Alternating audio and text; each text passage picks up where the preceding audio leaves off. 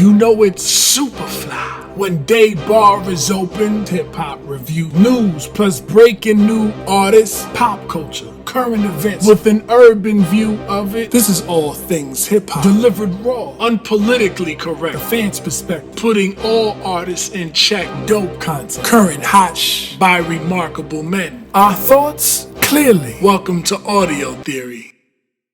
Yo, welcome back to the Audio Theory podcast. If you're new to the channel, please hit subscribe as well as the like button. What's good, Danny? How you been? I'm doing great, baby. How you been? Been good. As you can see, we got a special guest today, Chicago's very own up-and-coming hip-hop artist and lyricist, Just Adam. Thank you for joining us, man. Really appreciate it. As you know, Danny and I are huge fans of your music, so we just wanted to learn about, you, your musical journey, and everything else. But first and foremost, how's the quarantine life treating you? No, man, I appreciate you guys having me. Quarantine's been good, man. I can't complain. It's been tough, you know what I'm saying? The first couple months just adjusting to stuff and being stuck in the crib.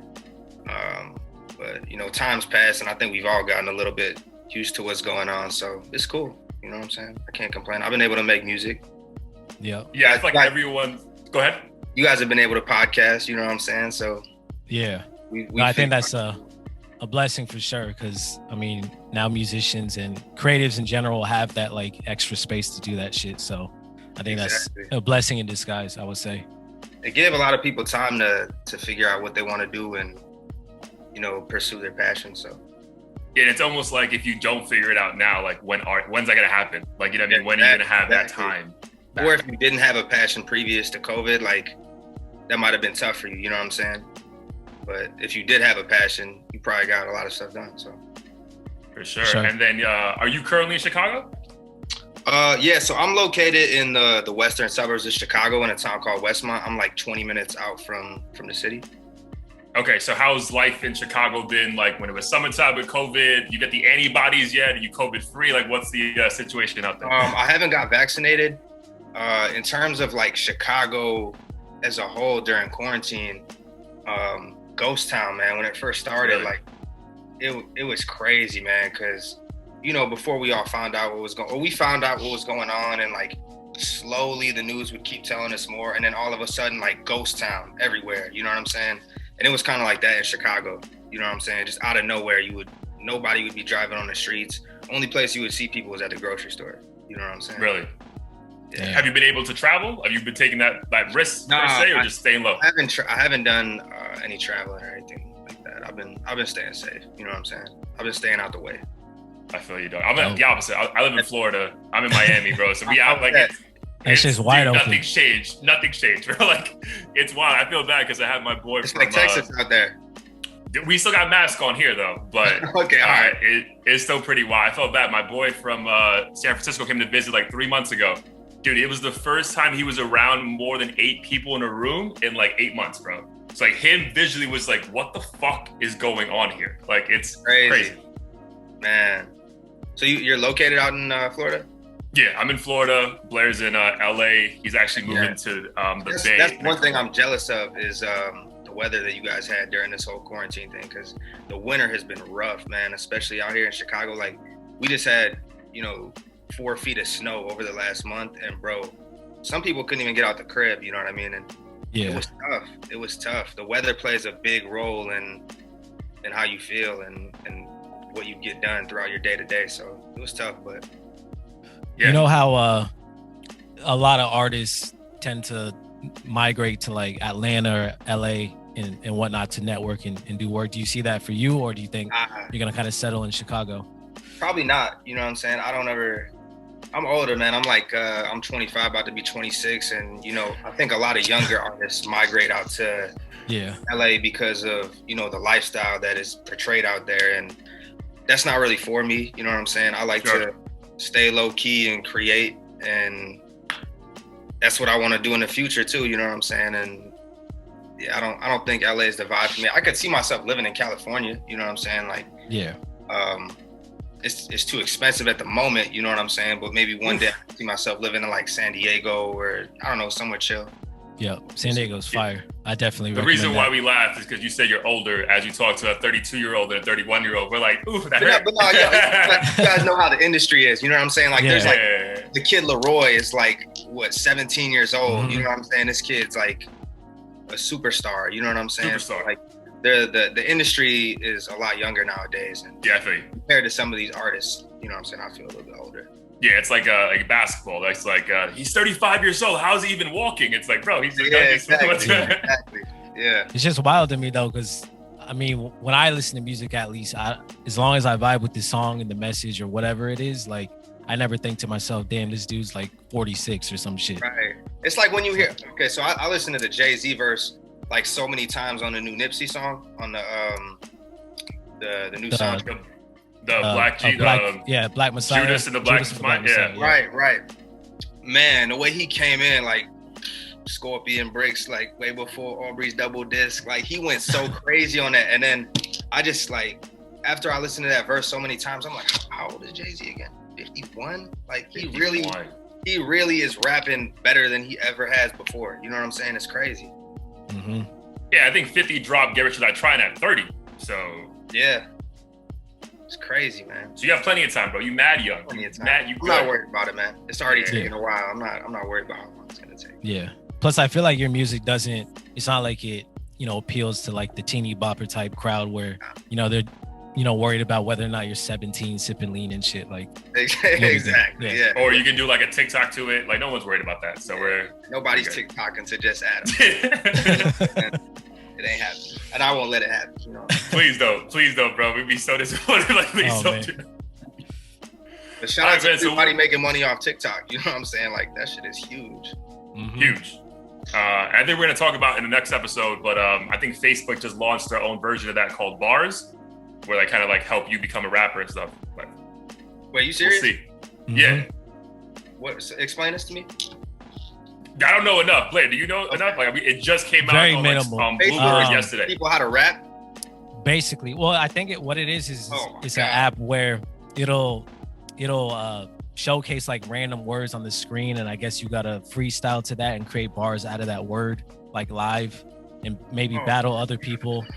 But I don't see it's like personally rap. Yep. That's crazy. Yes. I don't see serious artists doing this shit unless bro, unless like Drake does it or something. Like American Drake Idol for rappers. Nobody's doing that. Yeah. No. It's gonna be drunk people at 3 a.m. trying to fucking impress some chick or some shit. Posting it and trying to get likes. Like that's what it's gonna be. Yeah. But yeah, we can probably jump into the more meat of this, man, because obviously like we're huge fans. So we discovered you on Apple Music. Funny enough, I think the week you were on the Soulection episode, I started doing the Apple radio thing where they start suggesting, songs to you and stuff. And I heard True Story, and I was like, yo, did Nipsey drop a fucking song that I didn't hear about? Like, yo, what is this, bro? And then I looked at it, I'm like, oh, this is not Nipsey Hussle. This is Just Adam, and the artwork was fire. So just let the people know real quick, man, or take as long as you want. Like, yo, who is Just Adam, and why should we get more familiar with your music? Yeah, so like I said, I'm an artist from the western suburbs of Chicago, like 20 minutes out the city. And to be honest, like if we're talking like literally as a person, I don't know if I could tell you like exactly who I am. I think like the music that I'm making right now and the things that I'm doing in my life are helping me find out who I am as, just Adam, or, just me as a human being. But I think like throughout this interview, as we talk more and stuff, I think people will get to know who I am as a person. And I'm glad that you guys reached out to me because I've never done an interview before. This is my first one. And I'm sure there's a lot of people or a lot of day ones that have followed me that have like waited to get more information about me. You know what I'm saying? Like, for real. I put a lot of stuff in my music, but I've never just, it's never been conversation. You know what I'm saying? So yeah, no, we definitely appreciate that because we were looking for stuff. I'm like, yo, you don't have a Wikipedia page? Like, where am I meant to like find? Honestly, you gotta thank my girl because I was talking to her. I was like, yeah, I've been getting hit up to do some interviews recently, and I don't really want to do it because I'll be overthinking shit sometimes. I'm like, I don't really like talking. You know what I'm saying? I'm real shy, you know what I'm saying? And she was like, just do it. It's good promotion, you know what I'm saying? Just do the interview. And you guys are good guys, so I went through your channel, checked your stuff. I was like, you know what? I'm gonna rock with them. So you guys gotta thank my girl for that. Appreciate that. We will. Appreciate her too. We appreciate it. Appreciate her. That's awesome. So what has been that thought process of trying to be like, because like even just going through your social media, like it seems very minimal. So like, was that a conscious effort, or is that just who you are as a person? Try to like kind of let the music or the art speak for itself? Yeah, it's definitely conscious. I would say I'm more of a minimalist just as a person, and just overall. I don't like doing too much. Even you could tell I don't like promoting my music like crazy. It's always been that way for me. I've always liked to do things organically and have things just happen. Like as an artist, you do a lot of things early on that teach you not to do them ever again, whether it's like DMing people your music and asking for a feature and stuff like that. And, you know, as you grow as an artist, and I'm sure you guys can relate too, just even in, you know, with your podcast, sometimes you got to let shit fall into place. You know what I'm saying? And that's kind of like how I've been doing things so far. So dope. And on that note, I mean, you probably don't know this, but I'm an artist as well. I actually was on a hiatus for like 10 years because I got a quote unquote real job.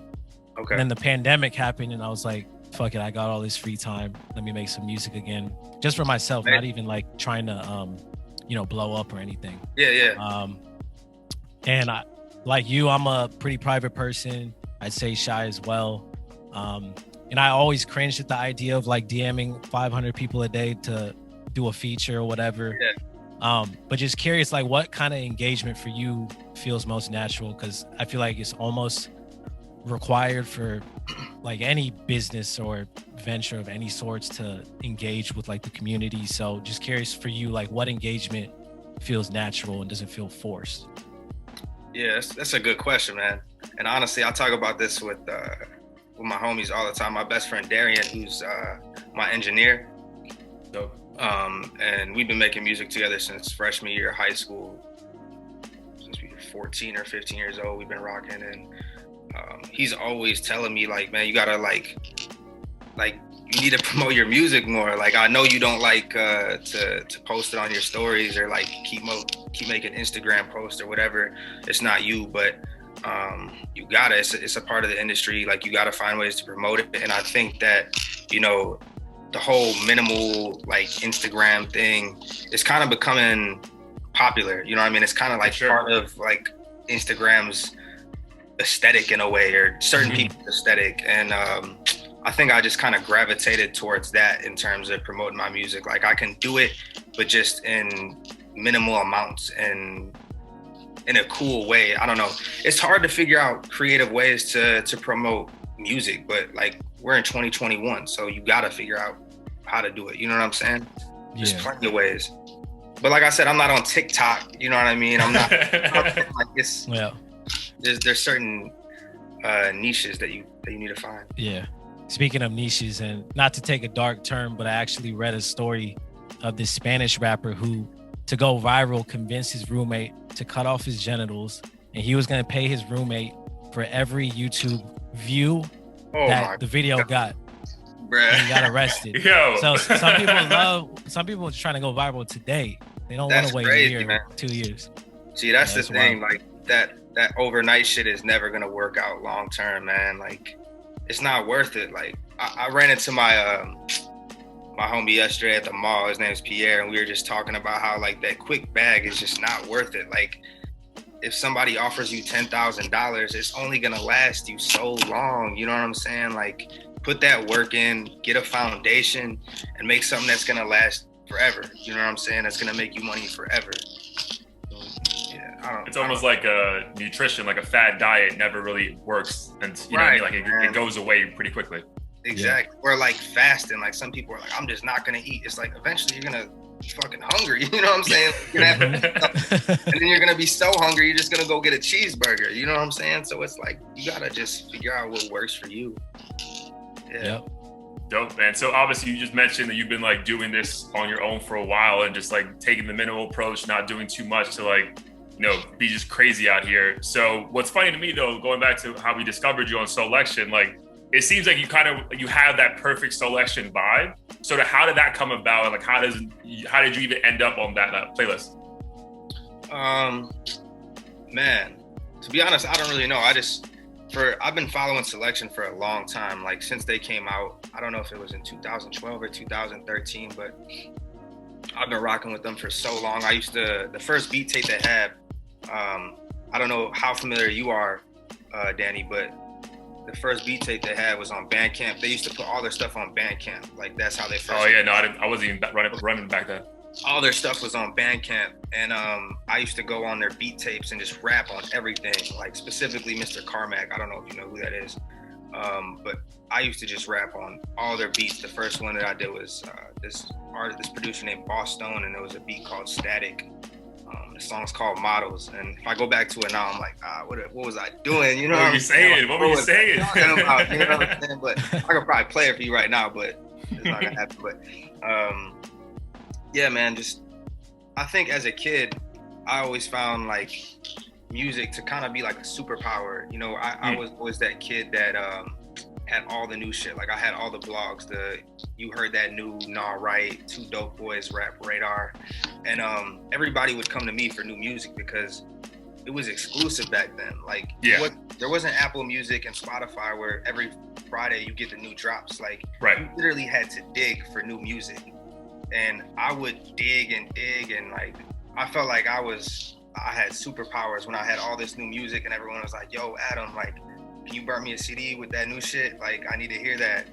And I think that's where it stems from, because when you listen to Soulection, you hear like that underground like bounce that really nobody has heard. You know what I'm saying? 100%. And when you put somebody onto it, they're like, damn, what is this? Like, this shit is crazy.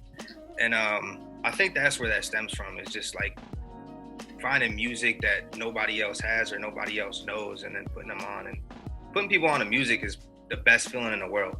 Like literally the best feeling in the world. 100%. When you can tell somebody like, yo, I put him on Trap Soul and that's his favorite album of all time now, you know what I'm saying? You like, you know, brush off your shoulders, you know what I'm saying? You feel good about it. Yeah, that's kind of where the Soulection. Which is the whole, I mean, honestly, dude, when I sent your Buckets 2 EP to a couple people, I'm like, yo, you're welcome. You know, enjoy that. Appreciate that. Yeah, we had that feeling as well for your music. So then how did it feel that first time you played Soulection and you were on it? Like that had to be some fucking mind-blowing moment for you. Yeah, it's crazy because, man, I used to, like I said previously when we were talking about reaching out to artists, you know, when you learning how to grow and stuff, I would reach out to like, you know, Mr. Carmack and Sango, and I would like DM them and like try to get beats and be like, is it okay if I rap on this? And I remember the first time I got on Soulection, I think was like a year or two ago, and they played one of my joints. And then Mr. Carmack, who is like God to me, you know what I'm saying? Like, this is a man, like I've been trying to rap on his beats for the longest. He reposted my song on SoundCloud, and I was just like, wow, damn, like this is crazy. Like shit really does work out when you just let it happen organically. Like when you just focus on yourself and, you know what I'm saying, build things organically with the team around you, things do work out.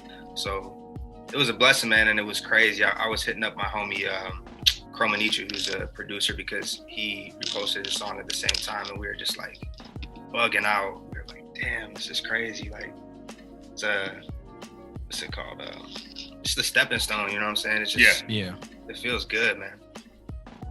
And I recall from one of your lyrics, you said something along the lines of, every time I make a new song and it goes slap, or it slaps, I go, damn, I hope I can top it.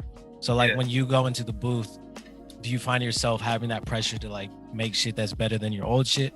Or is that more so just you knowing that practice makes perfect, and over time, naturally, you're going to always top your old shit? Yeah, no, honestly, I love making music. Like, I fucking love it. Like, when the homies send me beats, it's like Christmas. Like, I throw that shit on my Bose speaker, bro, and like, it's fucking over with. Like, it's so natural now that, like, when I hear beats, there's no pressure. Like, that's just a bar, you know what I'm saying? Like, yeah. But sometimes when you listen to your songs and like you're making projects, you're like, is this better than the last shit? Is it? But like, the more you progress as an artist, you know what I'm saying, you're gonna get better no matter what. So it's not really something I'm worried about.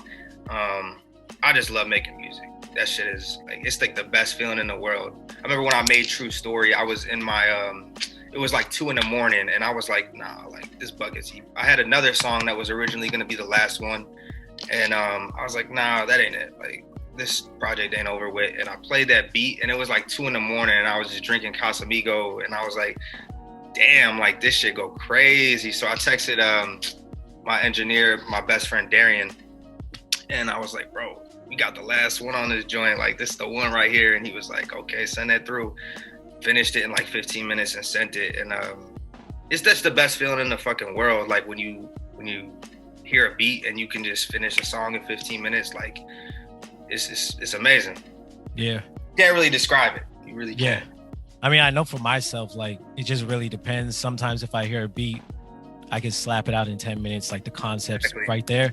But sometimes I'm sitting there for fucking like 4 hours and I'm like forcing myself because I love the beat, but like the concept didn't come. So you have like a musical process in terms of, you know, figuring out your concepts and things like that. Cause you're obviously a talented lyricist. Your concepts are really creative and unique.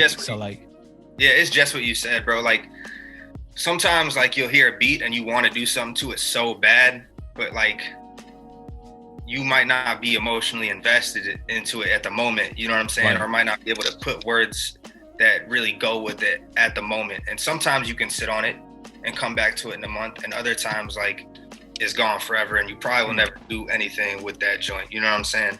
And other times you'll hear something and like 15, those songs that you finish in like 10, 15 minutes, 30 minutes are usually your best songs ever, just because it's so fluent. Like there's nothing like when you can just like spill something out and it just keeps coming and it keeps coming, you know what I'm saying? Like, you know how it is as an artist, man. It's the best feeling. Mm-hmm. Yeah, it's hard to describe unless you do it yourself. I mean, it has to be like basketball or like anything, like you're just in the zone, right? Like that shit just like, it's just happening, like it's just going in fucking slow motion, but it's like working perfectly. It's like if Steph Curry just hit like 150 3-pointers in a row, like it's just happening. I don't know if how many did he hit? Like 100 in a row or something stupid. Crazy. Yeah. It's like that, man. Yeah. So you feel like the world can hear your, is about to hear like the essence of who you are, just because your soul flows out. It's like when you black out drunk, but you just black out music. You know what I'm saying? Like, that's a great comparison. Yeah. Nice. So I mean, your process, you said like there's some songs you can go back to and some you can't. But like, are there times where you're like, yo, I'm gonna save this one's too fire. I'm gonna save this one for the album. Does that happen for you or no? Man, my music process is not. I'm not like a Future where I'll go into the studio and make like 30 songs in one night. Like it's not like that for me. I do get in those zones where like I'll make if I'm having a good week and I might make like 10 songs in a week, right? Or like 10 ideas. But no, when I get focused on a project or I'm working on an EP or something like that, I'll work on a song, and if it's not it, I'm not even gonna finish it. I basically know after my first verse, or even after like 8 bars, if this is gonna go on a project or if it's a single or if it's just gonna go nowhere. So I usually have a good direction on like what I'm gonna use and what I'm not gonna use. Dope. Yeah. Do you have any like dream collabs that you've been thinking about? I know you don't like DMing people, but just curious if the artist had to reach out to you, who would excite you the most, or who are some of the people? I used to have dream collabs. The older I get, the more I just want to work with my friends. There's nothing like, putting your friends on. And they're all so talented that it's just like, oh wait, I think I just got a message saying my time might expire or something. No, I think he said it was we just upgraded it. We're good. Oh, all right. Yeah. All right, cool, my bad. But yeah, the older I get, the more I just want to work with my friends and make better music. I do want to make sure like I'm constantly creating with new people. But as long as those relationships happen organically, you know what I'm saying, and just naturally. In terms of dream collabs, I do want to work with Smino in the future. I don't know if you guys are familiar. Somewhat. Do you guys know who Monty Booker is? I don't. Okay, you guys I gotta put you on with Smino. Crazy, super talented. He's from St. Louis. Who else? see. Throw some names out there, just maybe. Bro, it can be Offset, bro. It can be anyone just like crazy that we would think is like, no way he'll do that, but like someone you just like would think you want to fuck with at some point. Okay. Honestly, do you guys know who Mac Aries is? Damn, we fucking up, Blair. We don't know shit I about know. him. Like, you gotta put us on to all these people. Yeah. The people I want to work with are like people that are like kind of left field, like not super hip hop shit. Like Mac Aries is a singer. I would work with Snow Allegra. I know Snow Allegra. She's dope. I really fuck with OGZ. I don't know if you guys know who that is. Yeah. Shoreline Mafia. Yeah. Like I would just love to be able to merge like different like getting OGZ on like a that would be crazy. On like a hip hop beat, but not super hip hop. Like it would go so crazy. You know what I'm saying? So right. I don't know. I want to do like some Kanye shit where I make an album that's just like not very expected and like the features don't belong, but they sound crazy on the beats. You know what I'm saying? Like sure. Some dark twisted fantasy type shit. That's funny though. We were actually, so Blair and I were talking about that, just trying to think. Again, you're younger than us, so like we think back when we were like your age or whatever. You're so, like, Blair, how old are you? I'm 31. There's no way, bro. You guys are playing. Shit, I literally like a few years ago, I got carded. I was with my girl. I got carded for a fucking rated R movie. Really? Yeah. I was like flattered and pissed off at the same time. Bro, there's no way you're 31. I don't even believe you, bro. I am. I'm a vampire. I'm 31. Facts. And he's also like low-key swole and doesn't work out. That's that crazy. Is true too. Neither of you guys though. That's crazy. Appreciate it. I mean, I got good genes, but yeah, we were just thinking, bro. Like you said, Kanye. So like, at what age did this shit just click for you, bro? Because I'm thinking like graduation dropped when I was 18, so you were like 13, 12. So like, how old were you, and what album was made you feel like, yo, this is it? When graduation dropped, I remember. I don't know what grade I was specifically in. I think it was 7th grade. But I remember listening to this moment is so vivid. It's like forever vivid. Like Graduation is one of my favorite albums of all time. And I just remember walking through when we were in like 7th, 8th grade. We used to go to the high school football games and shit. And I remember I used to just bring my iPod and my headphones and shit because sometimes I wouldn't want to talk to people. I'd go with the homies. And I remember like walking through the whole like stadium listening to Good Life, and I was just smiling and shit, you know what I'm saying? But not talking to anybody. People are like, what's wrong with this kid? You know what I'm saying? Like, but yeah, Graduation, man, fucking crazy. In terms of other albums and like projects, the whole Chicago rap scene, man, like growing up, if you grew up in like the Chicago area and you knew music back in the day, oh man, like Lupe, Common, GLC, there's so many people. Obviously Kanye. Rhymefest? Yeah, Rhymefest. There's just so many people. And honestly, my cousin Mike was in high school when I was in like elementary school and stuff. And he really put me on to hip hop because my parents hate rap. And he would come over and just load up my iPod like with everything. Like he's the one who put me on a DMX, showed me Nas, like Jay-Z, all that stuff when I was a kid. Because back when I was younger, it was like, you know, I think T-Pain and Chris Brown were popping, you know what I'm saying? Like, yeah, that was a weird time. That shit was amazing too, but like, getting put on to like DMX, like the first time I heard Lord Give Me a Sign, I was like, this is crazy. Like, what is this? Even like Busta Rhymes and shit like that. Yeah, hip hop, man. The first time you hear hip hop, if you gravitate towards it, it's literally life changing. You know what I'm saying? And I think my favorite era of hip hop is probably the Gucci, Wayne, Soulja Boy, and then like early Drake era. I think that's probably like my favorite time and like what changed my like style of or my preference of music the most. That was a dope time for us too, because we were freshmen in college. Yeah, it was like 07 to 2010. Okay. Like, were you guys hip to like all the Lil Wayne leaks? Oh yeah. That's all I Drought listened 3 to. took over freshman dorms. Like that was the shit. That's all we listened to. See, that's it. I hate like Wayne's probably my favorite rapper of all time, and people don't understand that when you tell that to them if they never heard Lil Wayne leaks. Yeah. Like, very true. When you go on Apple Music and you look at Lil Wayne's catalog, it's crazy. But if you see his unreleased catalog, it is phenomenal. You just you don't understand until you hear that shit. You know what I'm saying? It wouldn't make sense to somebody unless they heard the legal. Yeah, he was one of the few artists that had me rewinding my shit over and over and over.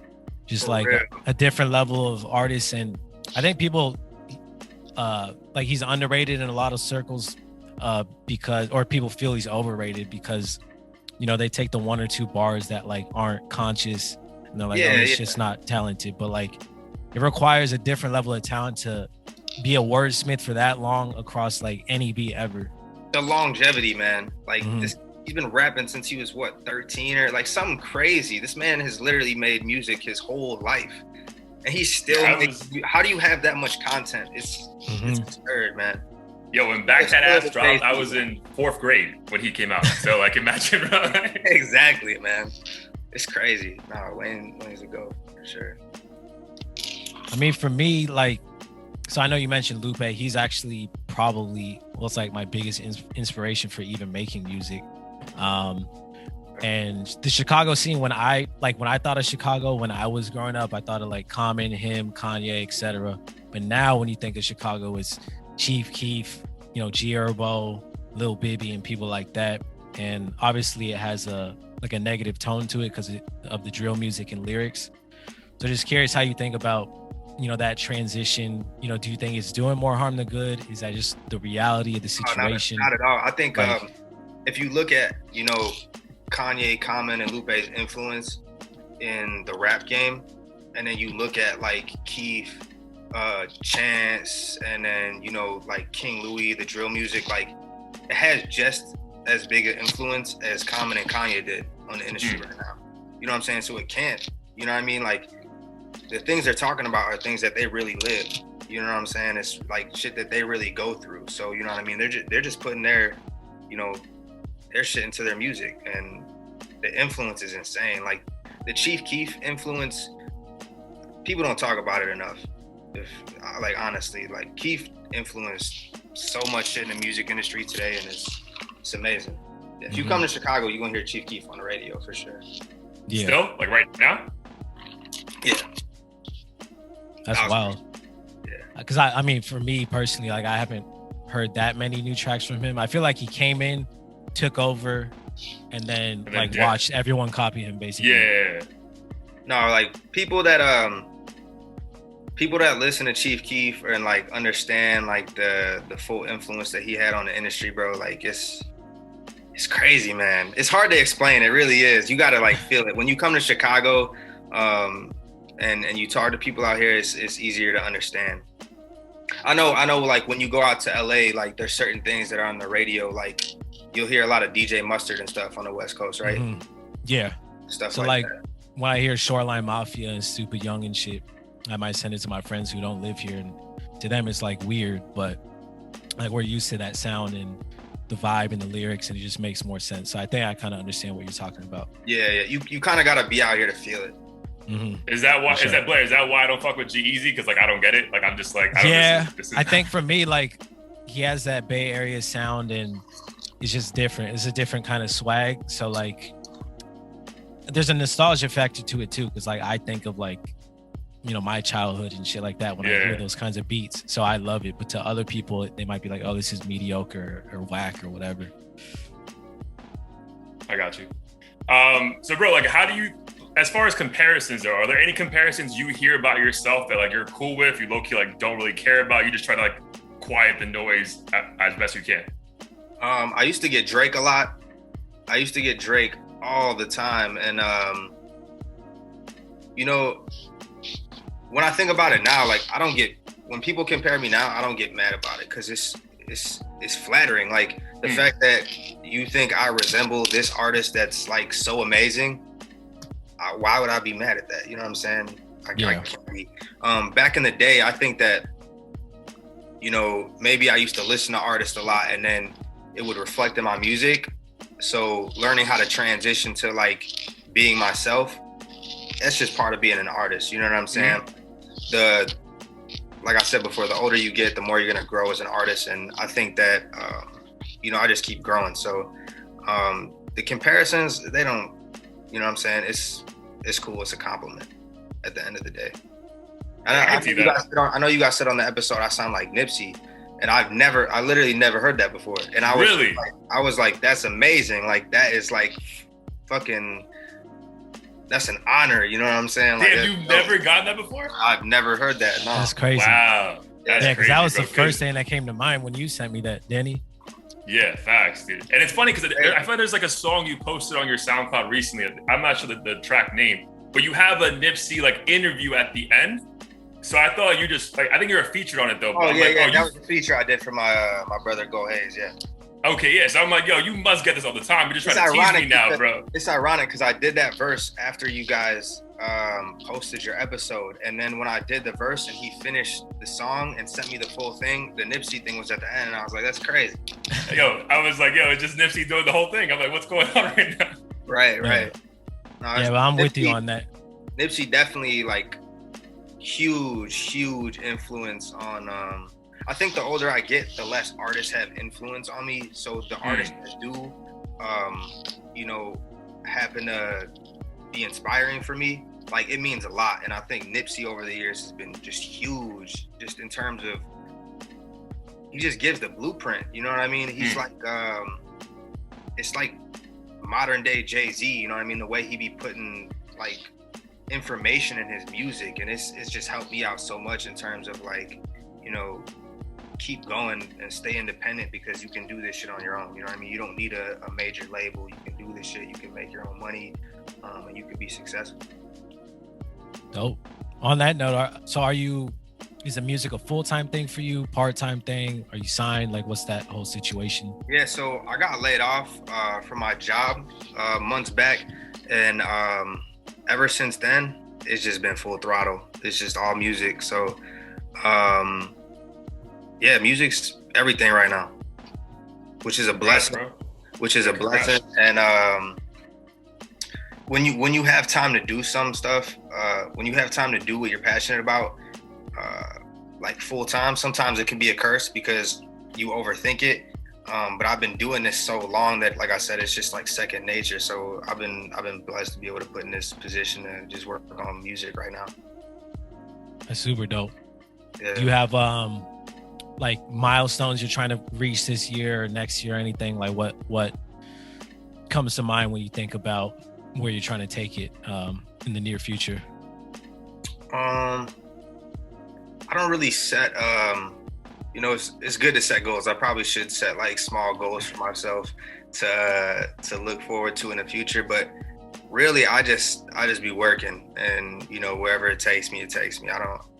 I've learned that like the more you, obviously the same concepts keep coming up, but like the more you rush things, just the more you're gonna end up at like a roadblock, or something's gonna come up that you didn't expect. And I'd rather just take my time with this stuff and see where it takes me, opposed to force shit and end up somewhere I don't want to be. You know what I'm saying?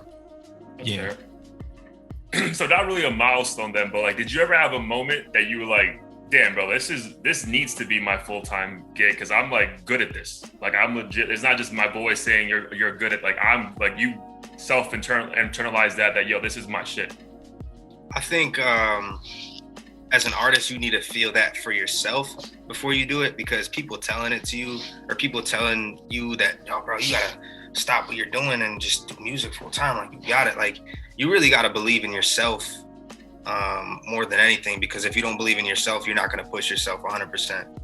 You know what I'm saying? So I think after I got laid off my job, I kind of was just like, yo, I finished this album, which was this project called March. I was like, why don't I just do this full time? Like, this is it. You know what I mean? This is a sign.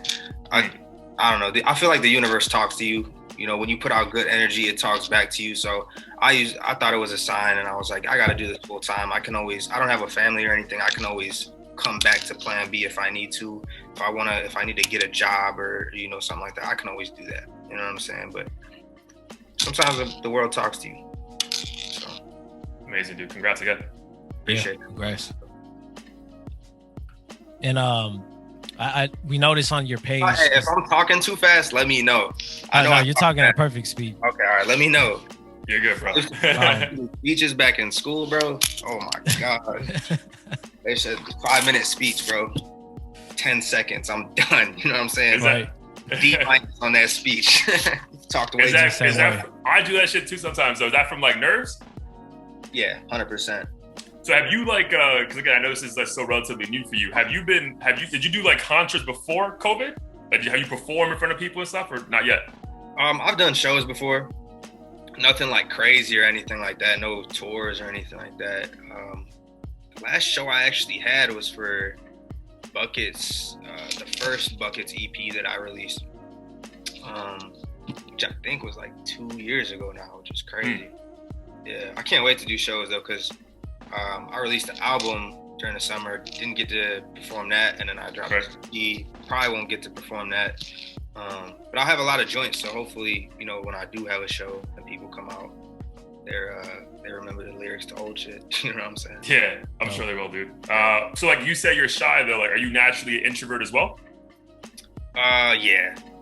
So how does that, like, going back to being in the zone, like how do you, when you perform though, how do you just like completely just put that to the side?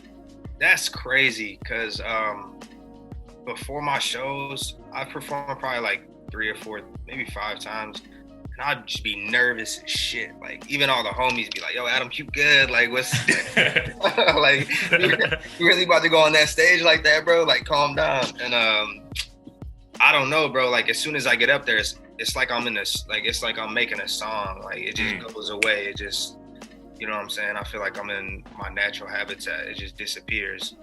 I guess you kind of got to do that as an artist. Like, what, I'm gonna be up on this stage and look like a dumbass? You know what I'm saying? Like, I can't go out like that. You know what I'm saying? Like, nah, I can't be on somebody's TikTok, somebody's Snapchat going out sad. So yeah, it just clicks. I don't know. Yeah, that's awesome. Yeah, I guess you got to just remind yourself, like, you're there for a reason. Like, clearly people fuck with you for the right reasons. Right. So, you know, it comes natural and you'll kill it. So it's funny because my last show, I was opening up for my homie, and there was a lot of people in there, but when I was performing, the venue was like right here, and then there's doors, and then there's like a bar like behind the doors. So there was a lot of people waiting for my homie to go on.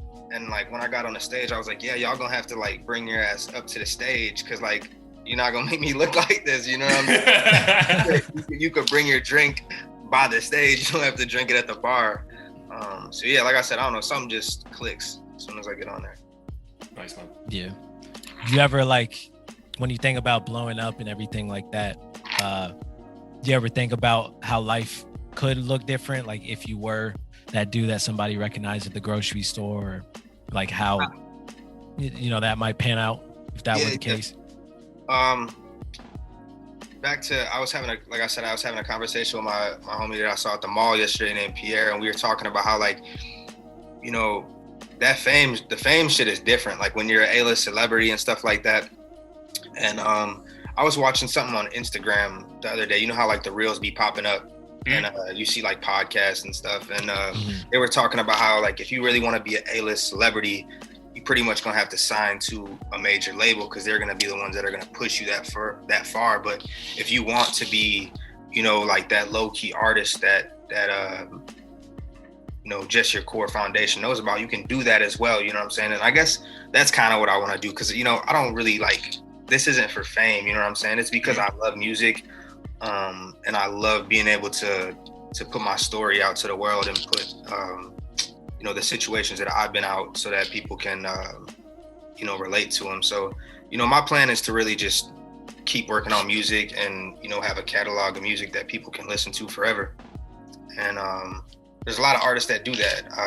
Even Currency, I don't know if you guys rock with Currency. Yeah. Currency's been rapping since the beginning of time, and that man is still like amazing at rapping, and he just stays out the way and just has amazing music. And then another artist that I really been locked in on recently is Larry June. And crazy, man. He just be spitting about his life, like just whatever the hell he's doing, drinking cold press. Like, he got some crazy bars. He's hilarious, man. He said if he wasn't tatted, he looked like Lionel Richie. Like that man is fire. That man is fire, bro. He's next level. But that's my plan, man. Like stay out the way, do my own thing, and you know, whatever comes with this music comes with it. Yeah, figure itself out. Yeah. So question though for you, like your process, going back to like you making songs and stuff, is it always like from your perspective though, or like you observing and peeping shit from other people? Because not to take a dark term, but again, we everyone here loves hip hop and loves music. Like you hear pain in some of your songs. Yeah. And I was just wondering if that's just shit you've been dealing with for the past few years, or just you observing life and everything around you. A lot of my music is just like personal experience. And as of recently, I've been trying to tap into just like telling stories from different perspectives. But a lot of my music that I released recently is really just personal perspective and things that I've been through. Even like True Story, it's a true story. You know what I'm saying? It's things I've seen. All my records really. But yeah, tapping into different perspectives is like a whole different type of writing process, and it's fun to do. But you want to be able to have it mastered before like you release it to the world, because you don't want to just drop something that's like, I don't know what this man's talking about. Like this, he's talking about this, and then he's talking about that, and I'm lost. It's like watching a movie and like the plot completely changes. It's like watching a bad movie. that's how they. You want to drop some shit that doesn't make sense. But yeah, to answer your question, I know I'm long-winded right there. A lot of it's personal experience. Respect. Yeah. And I noticed on your page that you said that you wanted to give back to the community and had donated earnings from one of your projects to Chance's, I think it's called Social Works, nonprofit. So like, how did that decision come about? Is that something you're still looking to do? Just tell us more about that situation. Yeah, so obviously with everything that's been going on this year has been crazy. And when I was releasing my album, I was like, I didn't want to release the album. You know what I'm saying? I took some time to drop it. We all know that music's a healing component. So I ended up dropping it a little bit later. I pushed it back, and when I did drop it, I was like, you know what? I gotta do something with this project to give back. So I did my research just on like foundations and organizations in Chicago, and I already knew about Social Works. So I was like, in the back of my head, I'm like, yo, this is like the perfect opportunity. Are you guys familiar with Social Works? Just from like you actually, your page kind of put us on. Yeah. So I believe Chance, and if not Chance, him and people around him started this organization called Social Works Shy. And like, if you're in the Chicago area, you know what Social Works is. Like, it's basically a meetup. Like, a lot of kids from the inner city meet up at Harold Washington Center, which is like this big library in the city. And he does like open mics and stuff. And it's really just giving back to inner city kids that, you know, don't have the things that maybe I do in the suburbs, or the resources that I do. And he does a lot of great things, Chance, man. Like, when Chance isn't releasing music, people don't understand. He's doing a lot of stuff for the city to give back. And the Social Work Shy is amazing. He's brought out people like Childish Gambino, Kanye, I think Lupe, and a ton of more people, man. It's just super dope what he's doing out here. So it just felt right, you know what I mean? Dope. And was that before or after you lost your job? Like, if it was, that's crazy. I mean, just being in that position, you're like, you know, I want the money to go to that instead of like, you know, me. Oh, that's after, yeah. I mean, like I said, like, this isn't about fame or money for me. If it was about money, like, I would have gave this shit up a long time ago. I would have just stopped. You know what I'm saying? It's not about money for me. Like, do you need money to survive? Yeah, but like, the music shit isn't about money for me. So it felt necessary. You know what I'm saying? And like, I wouldn't be where I am today without, you know, my black friends that I grew up with, the black artists that I listened to growing up, whether it's like Lil Wayne, Common, everybody, you know what I'm saying? I wouldn't be where I am. So it's like, it just felt necessary. You know what I'm saying? Respect. And that might be a perfect tangent, because again, just going through your social, it seemed like the BLM movement was a big thing that kind of hit you hard. So, I mean, just again, being in a culture that is predominantly Black, Being a white rapper, a white human being, like how was that just like how did that all just hit you, you know, when it's all like kind of went crazy this year or last year for us? Yeah, it's crazy. I was having a conversation with my mom like a couple months ago, and we were just talking, and like while we were talking, she was like, wow, you're really passionate about this. Like I haven't really seen you like this. And it kind of hit me because like I told you guys, I'm real shy, you know what I'm saying? I'm introverted, and you know, like that emotion doesn't always hit me. But like I said, like growing up, a majority of my friends were Black, you know what I'm saying? And I wouldn't be where I am right now without, you know, the Black artists that I listen to, and just Black culture in general. So, you know, it just felt necessary, you know what I'm saying? And I think everybody should, you know, do their research. And I think most important is just like, or for me at least, you know, listening more than talking. You know what I'm saying? Because the more that you listen, the more that you can educate the people that, you know, act like these issues aren't a real thing. You know what I'm saying? Yeah, for sure.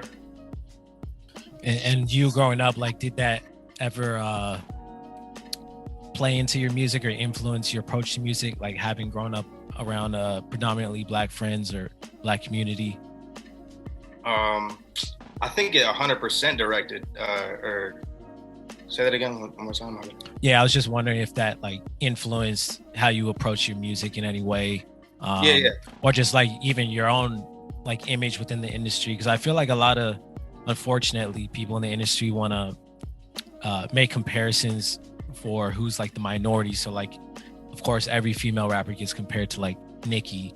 And then, you know, the white rappers always get compared to Eminem or like Mac Miller. So just curious if like that like influenced your approach to your music making process or like your image or anything like that.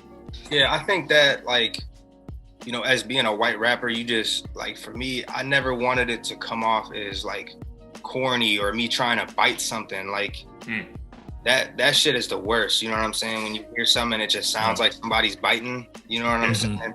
But when you listen to my music, I mean, I hope that people can hear that I've done my research and I know rap music. Like, I really know rap. Like, if you ask me a question about Tribe Called Quest right now, I might not be able to answer it. You know what I'm saying? But like, I really know rap music and have done my research and like, am really in tune with this shit. Like, this is like, music is really like my life. Like, I know you guys wanted to talk about basketball and stuff too, but like music became like my life even before basketball was a thing. So it's just like, yeah, music's been everything for me. Yeah, I don't think we ever got that vibe, like the biting like, vibe. I'm glad to hear that, because that's I wouldn't say that's what I strive for, but like I would hope that it doesn't come off like that because of all the work that the groundwork that I put into this shit. You know what I'm saying? And just like doing my research and knowing this shit. Yeah, I would say like either we said it online on the podcast or offline just talking about you, man. We were saying that, yeah, you sound like Nipsey to us, but you don't sound like anything we're listening to at all.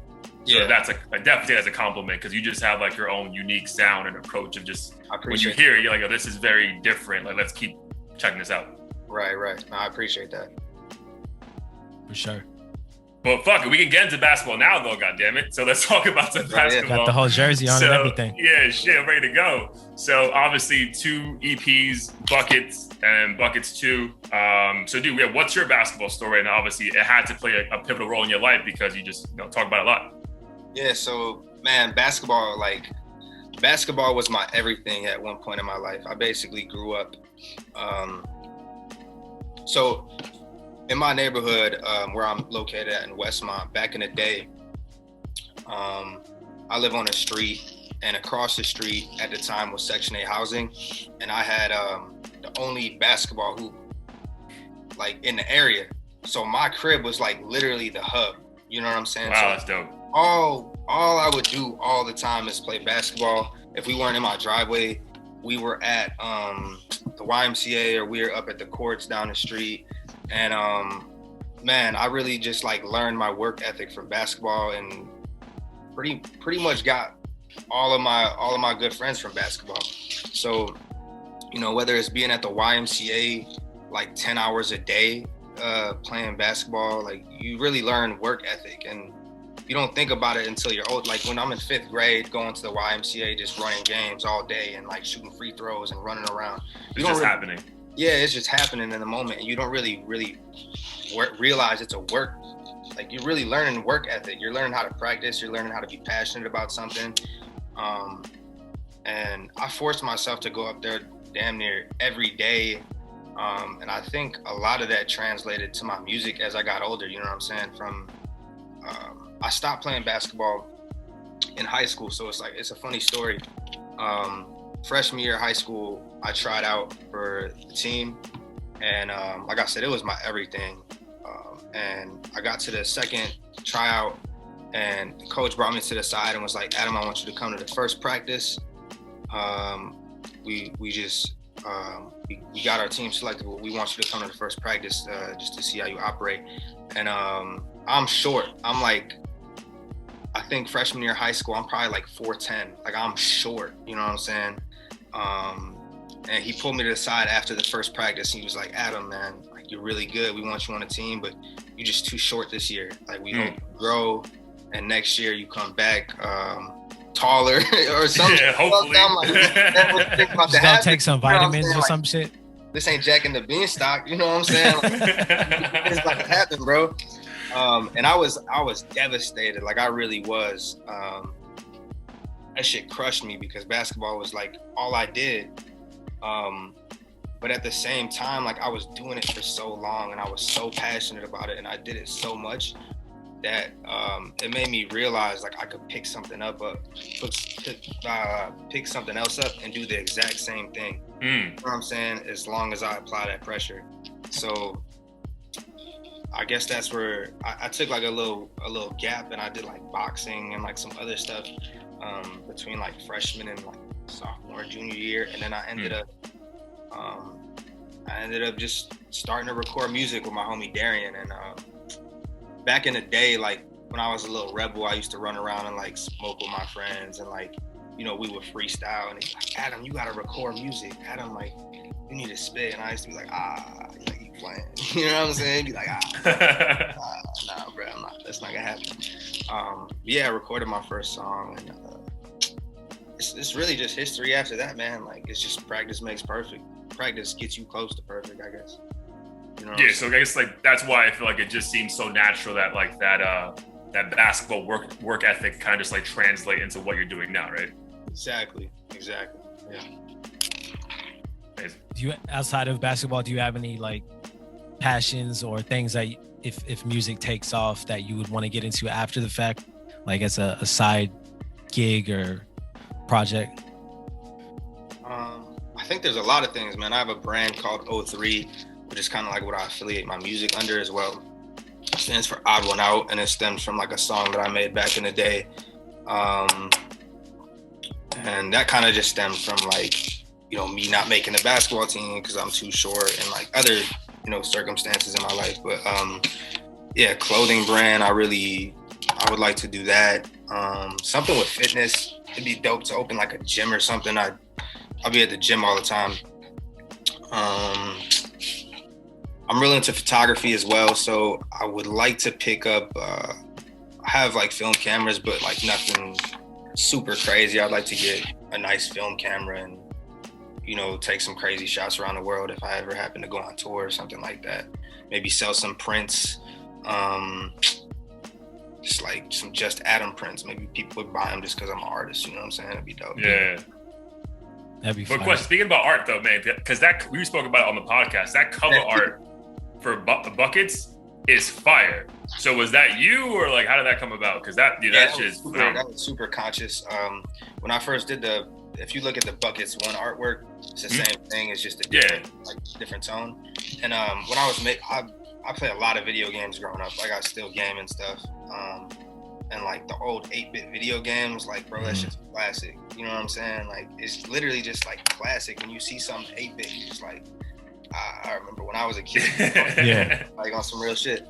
And yeah, when I was making the project, I was like, I gotta get this artwork in 8-bit. Like, how do I do this? And I was like looking online for like stuff that was already made. And then I was like, oh, I gotta find something. So I found somebody to do it, gave him the concept, and he killed it. And then when the second project came around, I was like, I gotta hit up the same person because it's gotta look similar.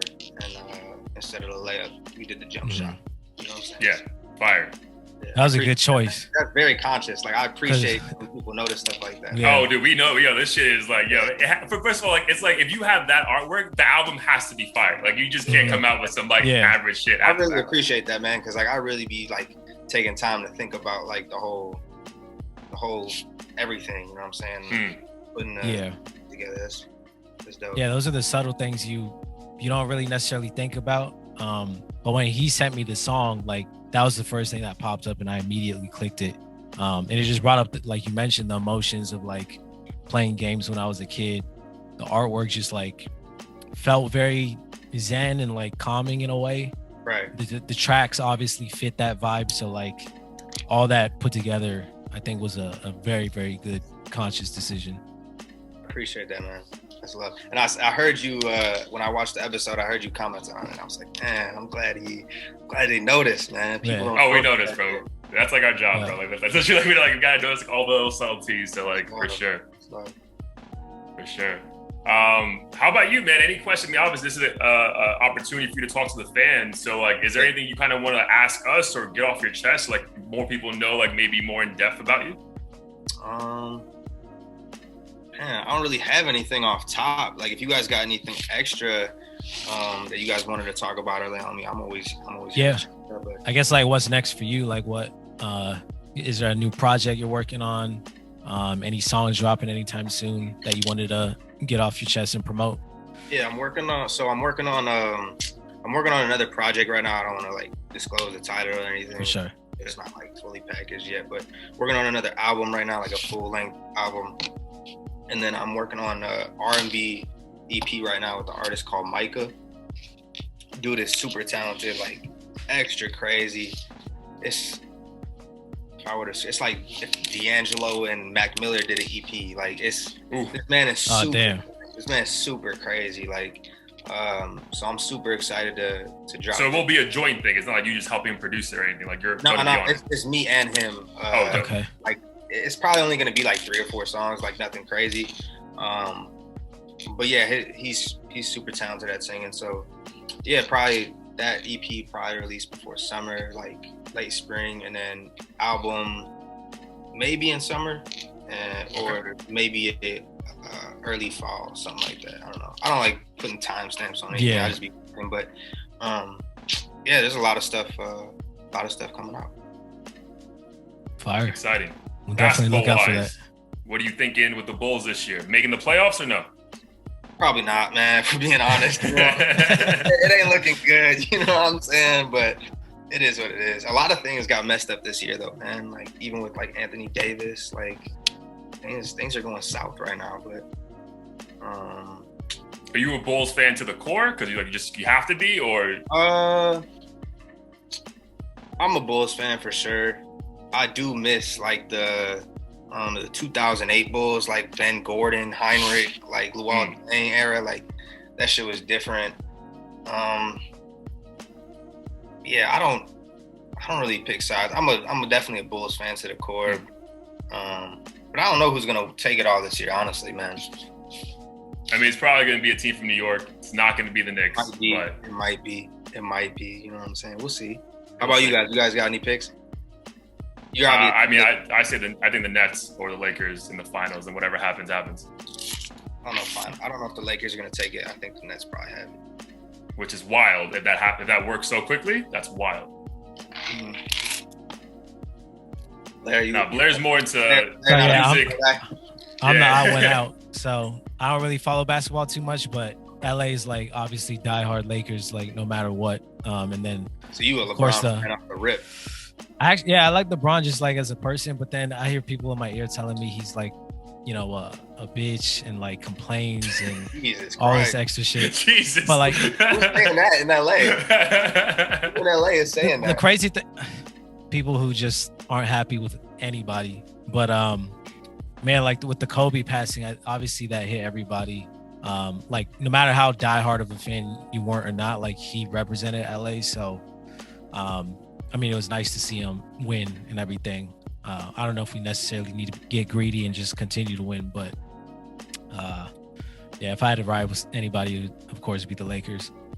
Adam, for you though, because I think you have a song about it. So like, just like, I know for us, like, I mean, I hated Kobe growing up because he always killed the Knicks, but I feel like the whole world stopped and mourned a different way when that happened. So like, how did you take all that in and like process that when he passed? Man, that shit was, I got a Kobe tattoo right here, man. Wow. It's crazy. Like, that shit hurt, man. Like, people don't understand.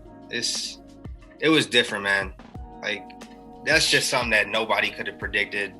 Right. And yeah, bro, it hurts to the core. Like, honestly, it's when people leave too soon, man, it's not fair, man. It's just, I don't want to talk too much about it. I'll end up getting, teary eyed and shit, but it hurts. It really does. Is it kind of weird in music though, man? So yeah, putting that one aside, like, cause like we were talking about in a previous episode, like for Pop Smoke, his passing, but it kind of feels weird as an outsider because like we just hear Pop Smoke on the radio nonstop. You know what I mean? Like, is it kind of weird when you like keep hearing your artist over and over again and you kind of don't even appreciate that, like, they're not even gonna be here anymore moving forward? Okay, so you mean like in the artist aspect?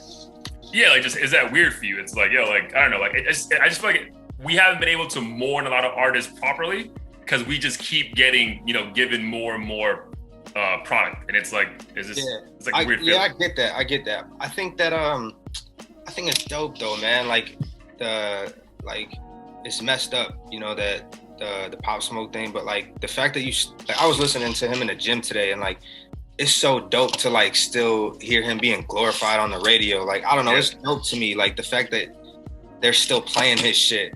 He would have been so big, man. Like his shit was about to go crazy. And it already was. Like, his album was insane.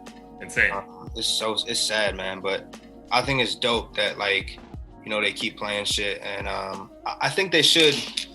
I mean, it's not up to me. This is just my opinion. But I think they should, like, give a window for people, you know what I'm saying? And then, like, if they want to release music, do it. But it's also, like, the music might be making money for his family.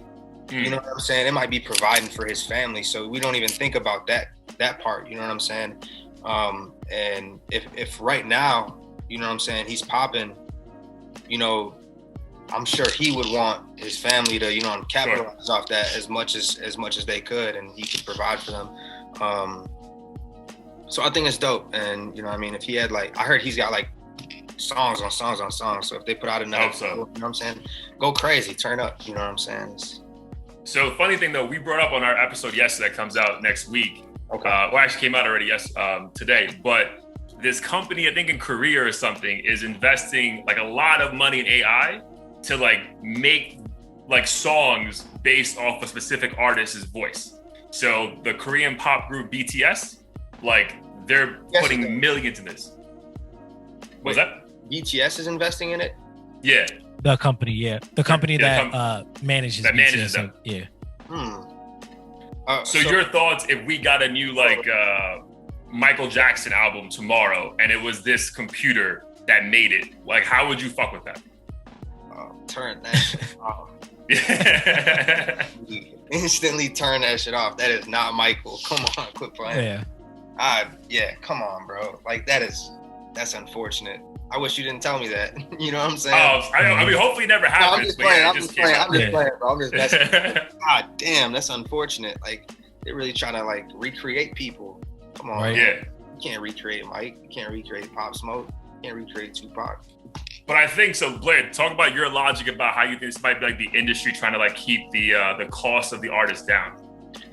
Yeah, we were thinking that essentially, like, once you take an artist's swag and like record it and use the algorithm, like eventually you won't even need the fucking artist to pay the artist nearly as much. They won't have to like necessarily tour or do anything extra. You could just like replicate the sound and vibe that they're going for, and maybe the artist will put in half as much work, get paid half as much, but the label can monetize it and make just as much, if not more, because like you mentioned, not everybody's a Future pumping out fucking 100 songs a night. Yeah. So, but this company might do, 1,000 songs in a night and just be cool for like the next few years. So look, that's what's disturbing.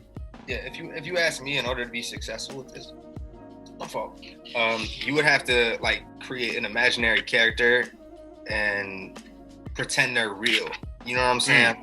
They'd have to create an artist that is not real but pretend they're real and like turn them all the way up. Because I don't know if are they planning on doing this with like people that are alive too, or? Yeah, I think they already experimented with this Korean pop group. It's just like, bro, I'm listening to the real Future. Like, if I go on Apple Music and I see fake Future, real Future, I'm clicking on real Future. You know what I'm saying? Like, that's what it comes down to. Yeah. Even if it slaps, though? Like, what if it's an undeniable banger? That's what we were saying, yo. I'm concerned about that one song that fucking hits, and it's like, well, it's not too bad. Bro, you know, they ain't spitting like Future. I don't care what kind of programming they have. I know BTS, you know what I'm saying? I know they probably did the research before they invested, but like, that machine don't sound like Future. I'm telling you, like, trust me, it don't sound like Future. I don't know, man. I can't get behind it. I don't rock with that. Good, bro. Yeah, either could we, because it just sounds like, like for us, like we talk about on the podcast, dude, we're huge Mac Miller fans. So to get like a Swimming Part 2 because they made it themselves, that would fucking be devastating stuff. Oh, yeah, that'd be disrespectful, too. Like, you guys aren't Mac Miller. You don't know what he's been through. Right. Yeah. That's why I'm saying also, like, I could see them getting sued. You know what I'm saying? Like, you can't just create stories or, like, music. Yeah. Like, there has to be some type of substance behind it or a story behind it. Because, you know, if they do a Michael Jackson album, Michael Jackson's family is going to be like, you wouldn't write that shit. You know what I mean? It's probably going to be like samples where they have to get clearance and stuff from people, too. So that's a good point.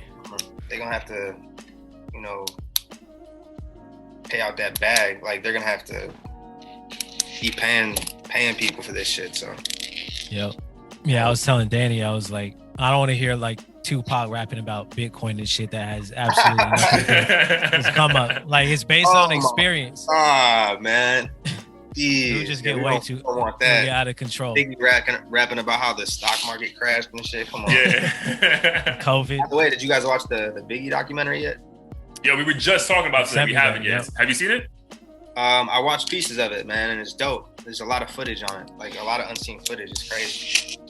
Dope, yeah. That'll probably be the next episode. For next week, we'll talk about it. You guys, Biggie or Pac? I was a Pac fan. Yeah, I was. Even being from New York, I'm from New York, but being like my brothers were all like ride or die Tupac. They hate you out there. Apparently. How about you, Blair? Definitely Pac. My cousin was obsessed with him. That's all I heard on the radio. So like I didn't really stand a chance. That's the only person I could like. My favorite Pac joint.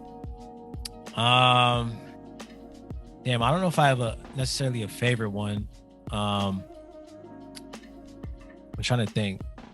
I mean, I love All Eyes on Me. I'm sure there's a ton of others, but I never had like a standout favorite. I just liked his catalog as a whole. Yeah, for me it was, dude, I remember, so I was 8 years old and I went to live in Dominican Republic for a year, and Dear Mama came out, and that shit fucked me up because I missed my mom like crazy. And then hearing it now, I just lost my mom last year. So like that's the song that just fucking like does it for me. Actually, now that you bring it up, that is probably one of my favorites. Dude, it's so fire. And the video's fire because I think he was locked up and they still like made a way to like, it was phenomenal. Yeah, that one is. How about you, dude? I don't know, man. It's tough. I'm probably like, I don't even know if I could pick between Biggie and Pac. My favorite Pac song is probably Do For Love. It's probably my favorite joint. Yeah, man, there's just like so many. Like the catalog's crazy. There's too many to pick from, man. Pac and Biggie just. When you talk about like the whole Pac and Biggie, it's such a valid conversation. It's very like Michael Jordan, LeBronish. You know what I'm saying? Like, because you really can't compare those two. Like, they really were the GOATs. You know what I'm saying? Like, yeah. Dude, but what's wild? I read an article like, dude, this is like 2009, man. It may have been like when Complex was just coming up like to mainstream, but the article was about like that Pac had a lot of like throwaway records. Like that was their logic, because he was such like a studio rat that he would be like, yo, I don't give a fuck if this slaps, put a chorus on it, put it out, we'll figure it out later. Right. So like in that comparison, I kind of lean towards Biggie just from like the art standpoint, Because I feel like Biggie had way less songs like that. You know what I mean? Like, I feel like everything, Biggie only had 2 albums, 3 albums. Like, it was very precise kind of. Yeah. I think I like Ready to Die as an album more than Tupac's catalog. Like, in terms of, I think like his album, I'd take that album over any of Tupac's albums. But I think I agree with that too. Tupac's singles, like, different. Like when you go to music or Spotify and go to like his compilation album, you're just like, what the fuck? Like, this man was different. You know what I'm saying? So, yeah, stuff. Yeah, a few years ago, for the first time, actually, I listened to Ready to Die in full. And me and my friend were just smoking and listened to it from start to finish. And it wasn't until then when I like really, really appreciated Biggie. Because before it was just like all the singles he had on the radio. That in my opinion, I mean, they showed his lyrical ability, but not to the degree that like the album itself shows. Right. So ever since then, like it was really difficult to hands down say like Tupac is the better artist or anything. I got you. So Adam, in the gym, you were playing Pop Smoke. What else is on your iPhone right now that you're bumping pretty aggressively that we should be aware of? Right here, let me let you know. Like I said, Larry June. We're listening to a lot of Larry June. Babyface Ray. Are you guys familiar? Babyface Ray, no. It's just like gym music, but like he goes crazy. We're listening to the Pooh Shiesty album. Yes. That shit. It's like if you listen to Babyface Ray, you're gonna like that. What else? What about Draco the Ruler? Your opinions on that album? Yeah, I'm a big fan. You already know. Yeah. That was another person that so when we listened to, I sent him the Drake song feature that Draco the Ruler sent out, and then Danny was like, yo, he kind of reminds me of Just Adam. Yeah, it kind of sounds like you too, dude. Like yo, I sound like Drake, yo. Yeah. You crazy, bro. I don't know.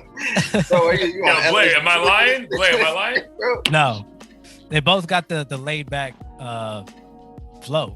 Like Drake. It's probably the way we record, honestly. I don't know. That's dope though. I fuck with the way he records. Like I fuck with like the like that shit's hard. Well, his is literally the first line I texted Blair. I'm like, yo, this sounds like a Just Adam song right now. Like, that's they should have let me on that shit. Damn. Well. Yeah, I've been listening. I got the Drake album on here. I've been listening to that. Larry June, Pooh Shiesty. So the question to you though, because obviously we're not gonna, make you fucking shit on anybody. But are there, as an artist, you like when you don't really fuck with something, you like, well, like I see what they were trying, or do you ever legit be like to yourself, like this is not good at all? Maybe back in the day I would do that. I don't shit on nobody anymore because like I said earlier, man, the energy you put into the world is the energy you're gonna get back. And like if people are trying or putting their heart into something, like you can't shit on that. Like, facts. You know what I'm saying? If somebody's making music and putting it out to the world and they invest that energy into it, I'm never gonna be that person to be like, stop what you're doing, this ain't it. You know what I'm saying? Yeah. It might take them 10, 15 years to get it. And it might take me 5 years to get it. It might take me 20 years. It might take them 2 years. You know what I'm saying? So I'll never do that. Is there music that maybe I don't like listening to? Yeah, 100%. You know what I'm saying? Like we all got artists that were like, I'm not a big fan of that. Sure. But there's also music like that I know is good, but I also don't enjoy listening to. You know what I'm saying? So I don't know. I'm not a fan of country music. I don't think I probably could never listen to country music. And that's not like me shitting on country artists, you know what right, I'm saying? Just not your vibe. Yeah, it's just not my vibe. Like I just can't listen to it. But is there a different genre that people would be surprised that you actually do fuck with though? Like are you like into like house or like different kind of genres? Like to be honest, I listen to a lot of rap music, but I listen to more like R&B, soul, like singing, like more than anything. Like I don't know if you know who Abi Dejan is. Yeah. They have an album. I think it's, what is it called? I think it's called 2013 or something. It's right here, 2014. Like I've had that album on. That came out a long time ago, but I've had it on repeat. Mac Arias is an R&B artist. Aluja and J-Rob dropped an album that's really, really good. And then something that people would probably be surprised I listen to, like, I love, I don't know if you like Pooh Shiesty type music. Like, I don't know if you know who Doughboy is. You said Doughboy? I listen to Doughboy. Yeah. Yeah, I listen to a lot of Doughboy. Like, Doughboy is crazy. Like, I love street artists that can just spit like on like crazy trap beats, but they really be like spitting. Doughboy's crazy. You know, obviously like Meek and shit. Last year I played a lot of Baby Keem. There hasn't been a lot of new music that came out recently, honestly. Dude, we've been talking about that on the podcast. Dude, we've been saying that we felt that everyone was scared to drop because of Drake, and they want to be around that Drake release date. That could be, man. Honestly, did you guys hear like the leaks? I got it sent to me, and I refused to listen to it because I want to have that full experience, like when it drops. So, I don't think it was the album though, because my homie sent me the leaks, and I think I do like I'm probably positive that there's joints on there that are on the album because you can't find some of those songs anywhere. Like not on YouTube, SoundCloud, nothing. No, did you try looking? No, I didn't even get the links. Blair, I'll send it to you. I got it. And it expired in like two hours after I got it, so I got like a few listens to it, and there's a couple of joints on there that are crazy dope, but it don't sound like normal Drake shit. Yeah, it don't sound like CLB. Like you could tell it's not the album, but there's joints on there that are gonna be on the album. Got it. All right, I'm excited for that shit. I don't know if we talked about Drake at all, but like Drake. Let's do it. Yeah, Drake was like a huge influence growing up. I used to be, like I said back in the day, like the music guru when it came to finding shit. And MySpace was huge back in the day before LimeWire. You would find like the music pages on MySpace that had all the brand new music. And then I'd be that dude that had like the brand new song on their page. Oh, I never heard this shit. I'm gonna make it myself. Yo, but when you say, I cut you off. When you say, because MySpace stopped being a thing when I was 17, fam. So you were like 12, yeah? Something like that. I was probably in like 6th grade. But like I was on dope, MySpace, though. That's dope. Bro, like MySpace was like the plug for music before LimeWire, I think. 100%. Yeah. And like there were pages on there that I don't even know how they had like the Lil Wayne leaks or like the Drake leaks, but like hearing like Money to Blow original version, only 1 minute and 29 seconds without like anybody on it, and like Forever with Kid and not like Kanye and like all these crazy songs. Like I think I got a lot of my vulnerability like from Drake. Like there weren't a lot of rappers that were telling their stories that weren't street at the time, and like, you know, he kind of made it okay to like tell your story and have it not be, you know, what's going on in the rap industry right now. And yeah, a lot of his shit resonated with me growing up. Like Comeback Season, probably one of my favorite Drake projects, just because of like, I don't know, you know how it is with moments in music, like you reflect back to the time, and I think that was one of those projects where like I could like feel it, like from the beats to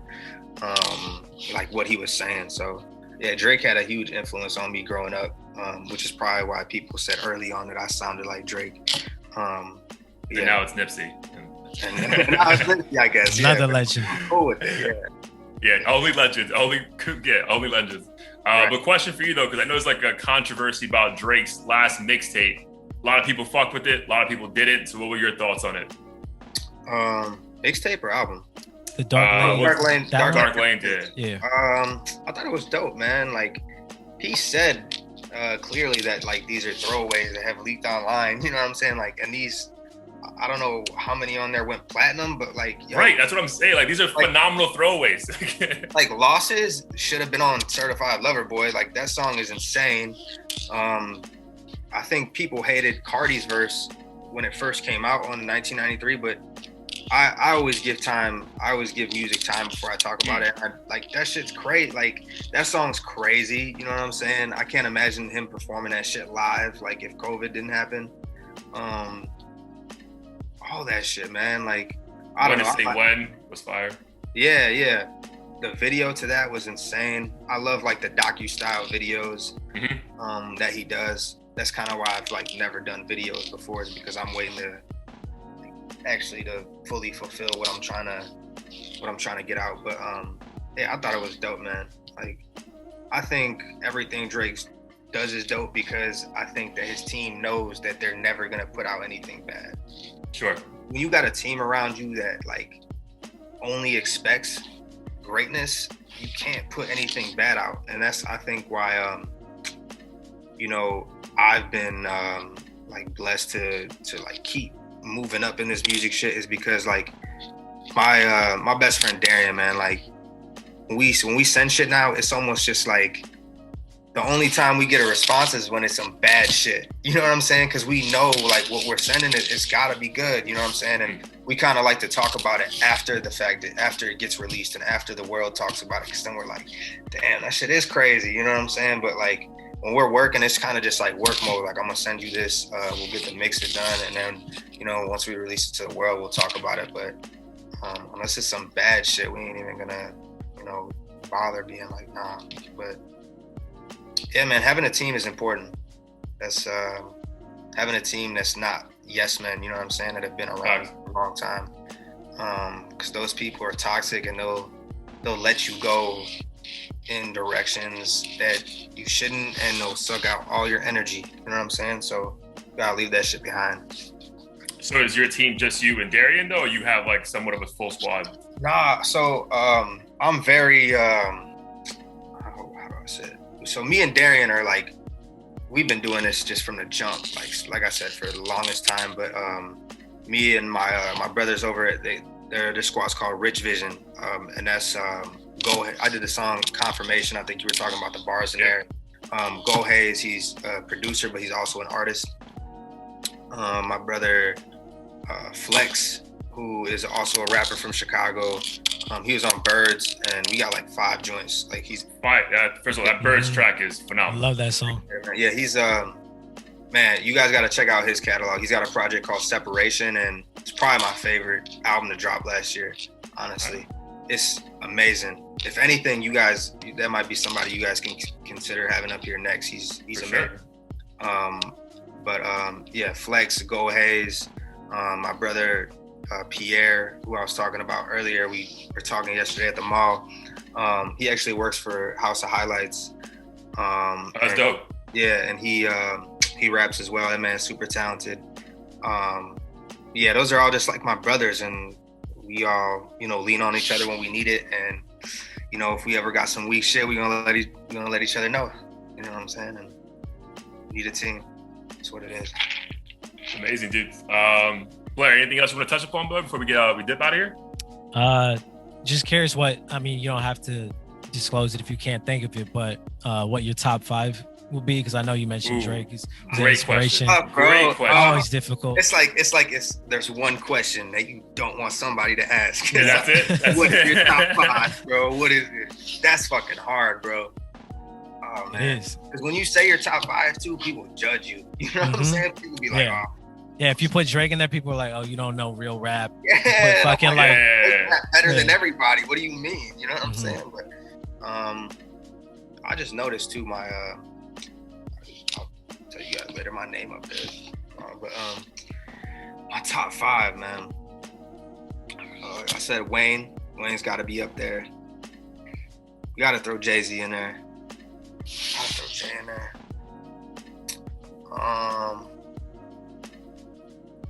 I would like to put Drake in there. I don't know if I want to put Drake in there, but at the end of the day, Drake's in there. But like,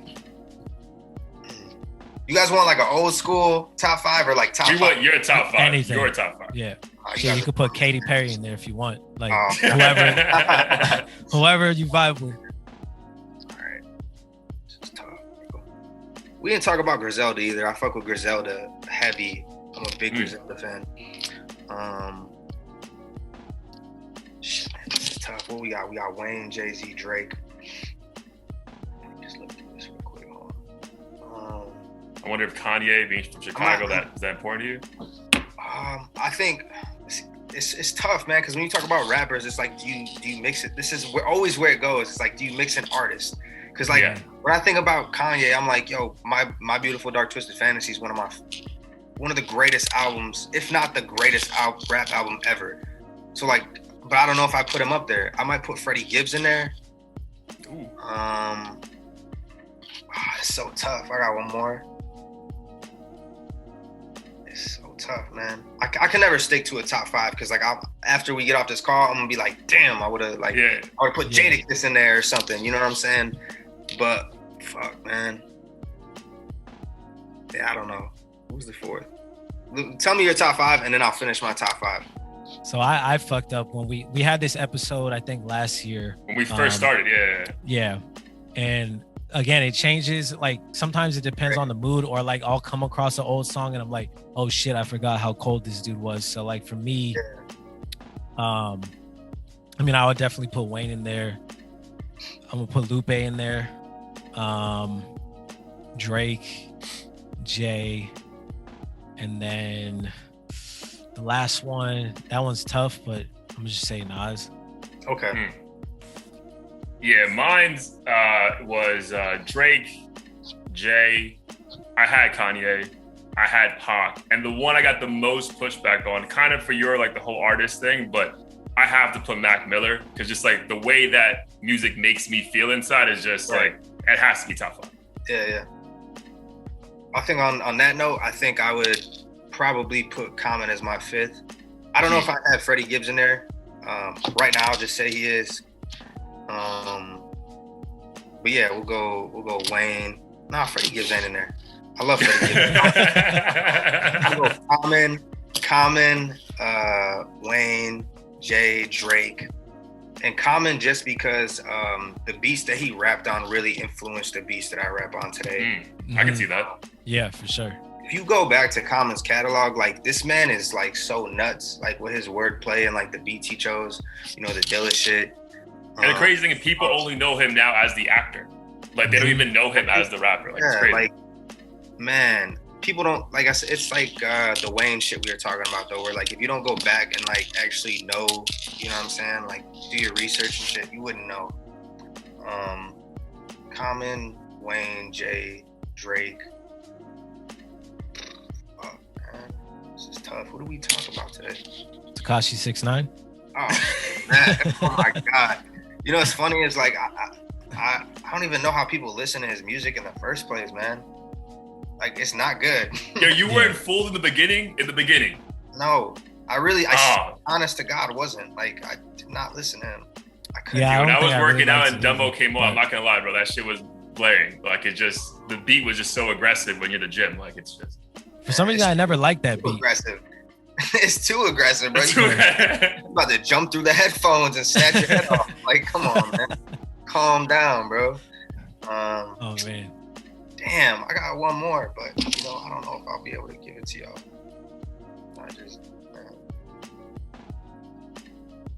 You got Drake, Jay, Wayne, Common.